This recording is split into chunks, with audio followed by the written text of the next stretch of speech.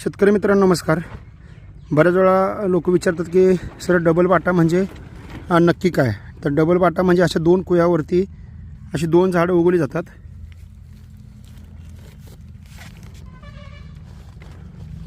अशा प्रकारे दोन कुयाची दोन झाडं उगवली जातात. ती परत कट करून त्याला एकत्र कलम बांधलं जातं. ते असं हे अशा प्रकारे दोन कुयाची दोन झाडं असतात. त्याला एकत्र कलम बांधून इथून जे आपल्याला झाड बनणार आहे ते सिंगल झाड येणार आहे वरती.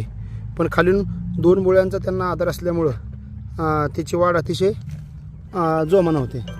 तर अशा पद्धतीनं हे डबल बाटा कलमाचं ग्राफ्टिंगचं काम इथं चालू आहे. तर ही कलमं नंतर फुटल्यानंतर थोडी सेट झाल्यानंतर बाहेर हार्डनिंगला ठेवली जातात.